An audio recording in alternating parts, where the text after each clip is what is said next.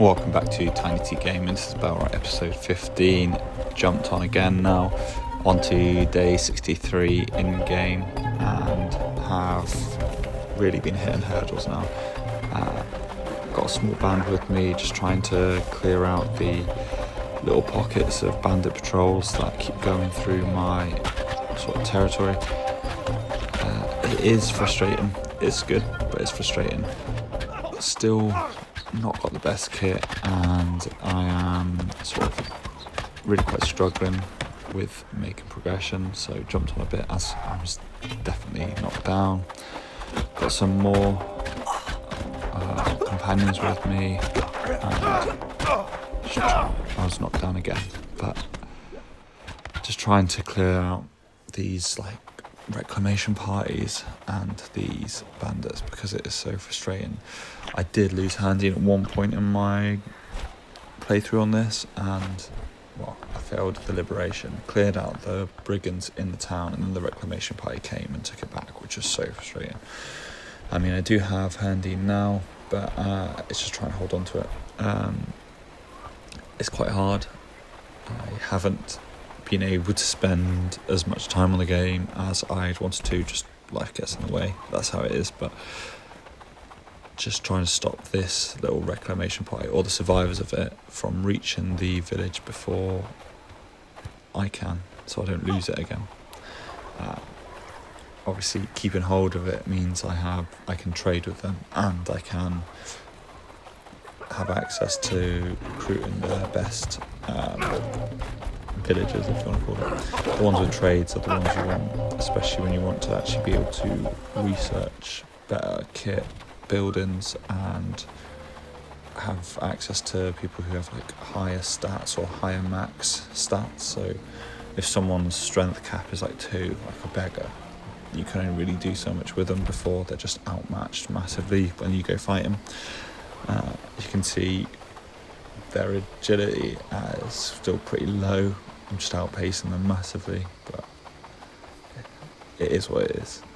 Just got to kill these archers before they can really undo all the hard work I've done, and then they dropped one of my followers so easy. It is so frustrating, but it is fun, and the fighting is good. I have jumped it a few days though during this episode, as well as there has been just a lot of not much going on, really just little skirmishes, farming resources and building minor structures, sort of grey space really. So just trying to really fill the videos with the punchy stuff. But as you can see, my settlement's improving slightly now, and it's sort of on the upwards. Day 64, it is still winter, so during winter you can't farm fruit, veg, stuff like that. You can hunt though for food, but I don't really feel like food is, once you've got a hunter's cabin and a forager's hut or whatever it is, you can really get enough food to really last your settlement quite easily. And then you get food off of dead enemies sometimes. If you go out fighting a lot, you'll probably loot a lot of food. I'm not sure if that's the difficulty setting I've got it on though, because I tend to play games on medium difficulties, not easy, not hard. I just think that the idea is, unless you're really going to sweat a game and grind it, the idea is just to enjoy it. So I don't really see why, if you're a casual gamer like myself, or like most people are, I would say, why you would want to end up grinding for hours just for a trophy or something like that. I mean, I seem to just get trophies playing this game anyway, or most games on Steam, so it just doesn't seem to have much point in it. But yeah, going through now and been up to Handine, just having a look around. As you can see on the map, my little sphere of influence has grown. The areas I've been to, or the lacking enemy camps now, which is good. Just means my workers aren't going to get attacked as much, which is really nice because it's so frustrating when you're just doing whatever quest or you're crafting or something, and then in the bottom left corner it's like so and so was injured in battle, and it's like, oh, I'm not in a battle, but it just gets annoying. Yeah, as you can see as well, I've got some kit now that can be like handed out, so I'm just going through, seeing what there is, and I'm looking to gather all those I would actually deem as like a fighter, and then make sure they've got the right kit. You can use the that blue flag, is it mustering field or something, but doesn't always work. I believe in the patch that's being released now it does work better, but I just like to do it myself. It makes sure it's done right then. I do edit my own preset as well for what they can wear. As you can see, this guy for some reason didn't have any body armor on or anything, which is really weird, but when they get injured they can end up not being able to wear the items of clothing or armor that you've issued them, just because they don't have their strength stats taking a hit for the time they're injured, which is really annoying, because then they don't go and like put it back on, they just leave it until you have to tell them or give it to them, and you see that just takes time, and it is a bit annoying, but getting there. They've all got like some sort of decent helmet on now, and then most have some sort of good body armor. It's these white gambesons, they're okay. It's not the best, but it's definitely like a turn in the right direction when you can unlock that. And then he has got a straw helm though, which is really annoying. I thought I had enough nomad helmets, but I mustn't have had enough anyway at that point in time. But it's alright. Biggest things are like a good tunic or like gambeson, so like better upper body armor, and then a shield of some sort.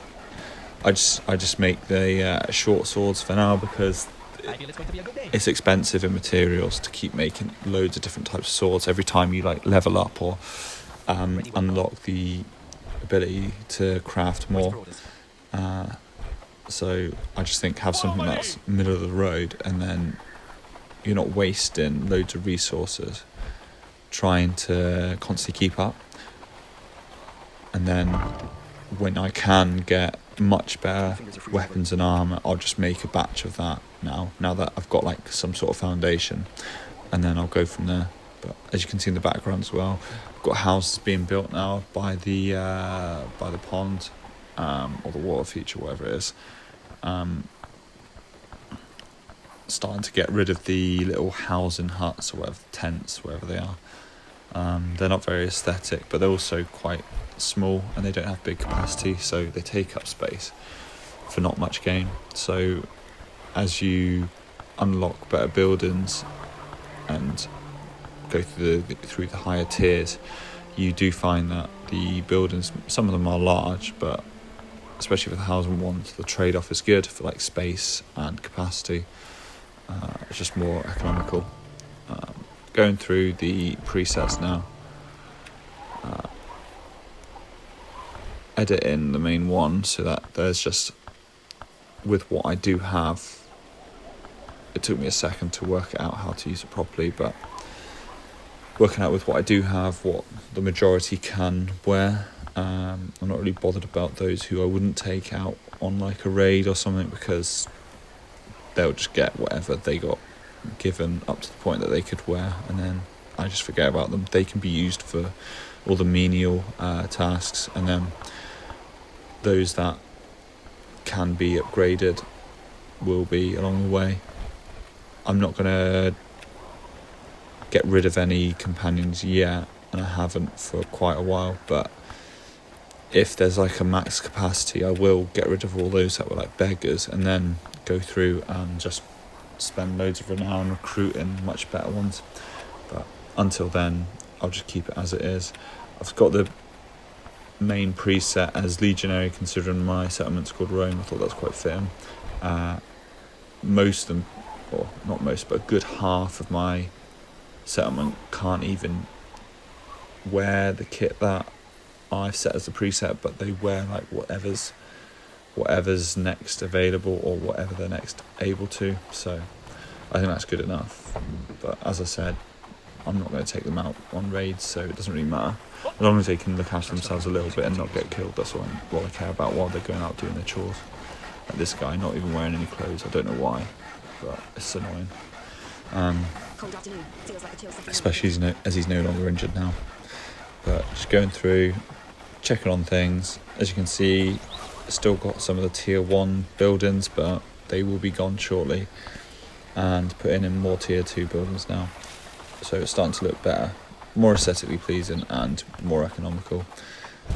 It has taken a lot of game hours to get to day 64, and I've made a lot of mistakes to get this far, but Herndean's liberated, Padstow will be next, and then I will look at Bradford and Blackridge, which will give me better tradespeople to then create much better structures and do more research, so then I can start looking at taking on the hardest of the brigands bases, or the raiders camps, so like the ones with the 3 red squares and the crossed axes.